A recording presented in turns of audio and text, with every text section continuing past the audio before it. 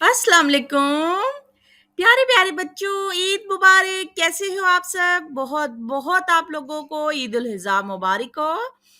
आज मैं जो आपके लिए कहानी भी लाई हूँ ना, उसका नाम भी है ईद मुबारक। तो आइए मैं आपको सुनाती हूँ। इनका खानदान दो हिस्सों में तकसीम हो गया था। बच्चों के घर तो अलग अलग हो गए थे, मगर इनका स्कूल अब भी एक ही था। स्कूल भी अलग हो जाते अगर सालाना इम्तिहान करीब ना होते। अब किसी दूसरे स्कूल में दाखिला मिलना मुमकिन नहीं था। चंद दिन पहले सारे बच्चे एक ही गाड़ी में स्कूल आते थे, अब अलग अलग गाड़ियों में स्कूल पहुंचते थे।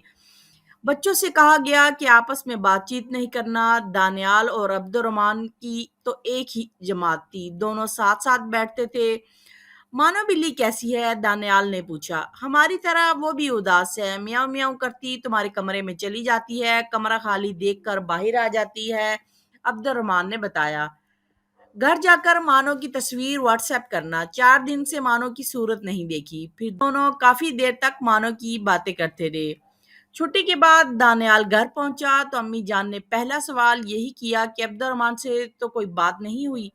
वो झूठ बोलना नहीं चाहता था और सच बोलकर अम्मी जान के गुस्से का शिकार नहीं होना चाहता था, इसलिए खामोशी से अपने कमरे में चला गया। हमजा और मनाहिल भी कोई बात किए बगैर अपने अपने कमरों में चले गए। अब्दुर्रहमान के यहाँ भी ऐसी ही सूरत हाल थी। अब्दुर्रहमान और आयशा खाने की मेज पर मौजूद थे। अम्मी जान पहले से उनका इंतजार कर रही थी।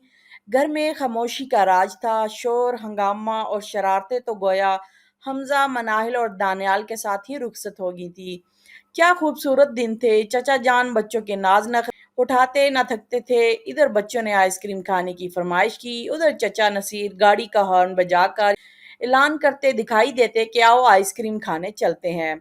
अब्दुर्रहमान, आयशा, हमजा, मनाहिल और दानियाल तेजी से बाहर की तरफ लपकते। तेजी से गाड़ी का दरवाजा खुलता और बंद होता।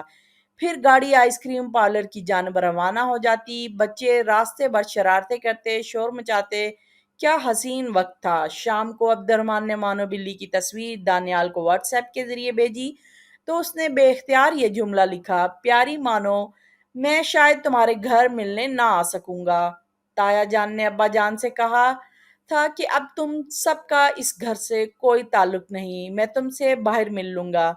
खुशियों भरा ये घर गुलशन सुल्तान इस वक्त तूफान की जद में आया था, जब दो सगे भाई नसीर और नदीम का कारोबारी सिलसिले में एक दूसरे के सामने आ खड़े हुए थे। इनके वालिद सुल्तान रजा ने 30 साल कबल नूर कॉलोनी में एक मेडिकल स्टोर खोला था। इस वक्त दोनों भाई छोटे थे। मेडिकल स्टोर के करीब एक सरकारी अस्पताल बना तो देखते ही देखते इनका कारोबार चल निकला। इनके वालिदैन ने आबाई जमीन बेचकर दुकान खरीद ली। वक्त के साथ साथ कारोबार तरक्की करता चला गया। 4 साल के बाद बराबर वाली दुकान खरीद कर मेडिकल स्टोर को बड़ा कर लिया गया। अब स्टोर में मुलाजमीन की तादाद 5 हो गई थी। नसीर और नदीम भी वालिद की मदद के लिए आने लगे थे। उस दिन उनके वालिद बहुत खुश थे जब सलामत रोड पर नई ब्रांच का आगाज किया गया। ये ब्रांच भी कामयाबी से चलने लगी। नदीम और नसीर भी कारोबार में शरीक हो गए थे।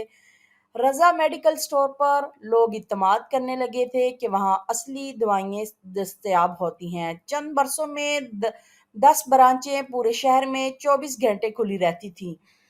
दोनों भाइयों की शादी वालदैन की जिंदगी में ही होगी थी। फिर एक खौफनाक हादसे के बायस वालदैन जैसी अनमोल नेमत उनसे छिन गई।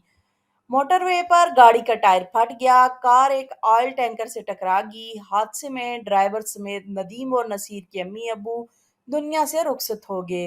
नदीम ने बड़ा भाई होने के नाते सारे कारोबार का इंतजाम संभाल लिया। नसीर अपने भाई की हर बात को अहमियत देता था। अब्दुर्रहमान और आयशा नदीम के और हमजा, मनाहिल और दानियाल नसीर के बच्चे थे।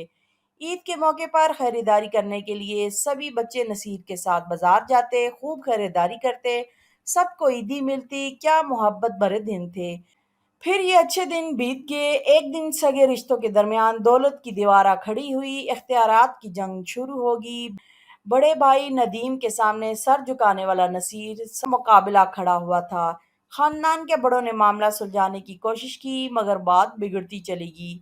یہاں تک کہ کاروبار الگ الگ کرنے کا فیصلہ ہو گیا۔ محبت اور اتحاد کی دیوار گر گئی، کاروبار تقسیم ہوا تو گھر بھی الگ الگ ہو گئے۔ اسکول میں بچے ملتے، خوب باتیں کرتے اور جب چھٹی کے وقت اپنی اپنی گاڑی میں بیٹھتے تو اداس ہو جاتے۔ رمضان المبارک کا آغاز ہوا، دونوں گھروں میں پہلے جیسی رونق اور گہما گہمی نہ رہی۔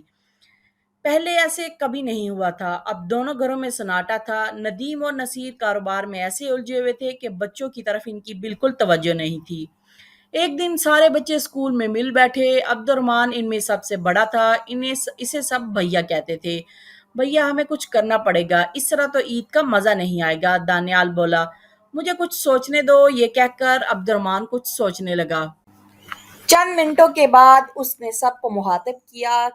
میرے ذہن میں ایک ترکیب آئی ہے۔ پھر اس نے وہ ترکیب سب کو بتا دی۔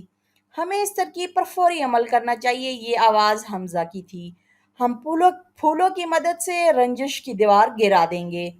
ندیم شام کے وقت اپنی برانچ میں بیٹھا تھا کہ ایک گلدستہ لے کر دفتر میں داخل ہوا۔ پھولوں کی بھینی بھینی خوشبو سے دفتر مہک اٹھا تھا۔ گلدستے پر ایک خوبصورت کارڈ لکھا تھا، جان سے پیارے بھائی ندیم کے لیے پیار بھرے پھولوں کا تحفہ، فقط نصیر رضا۔ ندیم کے پوچھنے پر ملازم نے بتایا کہ کوریئر سروس کے ذریعے یہ گلدستہ آیا ہے۔ کچھ ایسا ہی نصیر کے ساتھ ہوا۔ مہکتے پھولوں نے اس کے دفتر کو بھی مہکا دیا تھا۔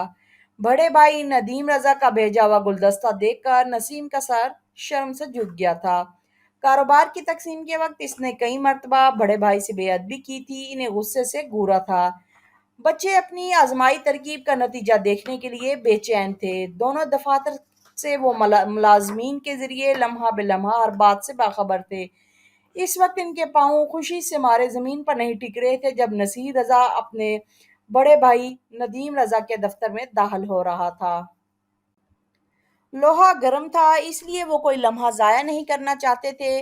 کچھ دیر کے بعد سبھی بچے ندیم رضا کے دفتر جا پہنچے۔ دونوں بھائیوں نے محبت سے ایک دوسرے کو اور پھر بچوں کو دیکھا۔ تازہ پھولوں کے درمیان پھول جیسے بچے بھی کھڑے تھے۔ گلدستوں کا معاملہ حل ہوا تو دونوں بھائیوں نے جان لیا کہ کاروبار چاہے تقسیم ہو جائے لیکن محبت تقسیم نہ کی جائے۔ ننھے پھولوں نے مہکتے پھولوں کا تحفہ بھیج کر ناگواری کی دیوار کو گرا دیا۔ بچوں کی ترکیب کامیاب ہو گئی تھی۔ نصیر نے بچوں کو مخاطب کرتے ہوئے سوال کیا، ننھے بچوں، کیا عید کی خریداری کے لیے تیار ہو؟ جی ہاں، ہم سب تیار ہیں، بچوں نے یک زبان ہو کر جواب دیا۔ میں بھی تیار ہوں، آ جاؤ مل کر بازار چلتے ہیں۔ نصیر کی آواز دفتر میں گونجی تو ندیم کی آنکھوں میں خوشی کے آنسو آ گئے۔ تو کیسی لگی بچوں آپ کو عید کے حوالے سے یہ کہانی؟ اپنا اور اپنے بڑوں کا خیال رکھیں۔ سب کو عید مبارک میری طرف سے، اور اجازت دیں، اللہ حافظ، بائے بائے۔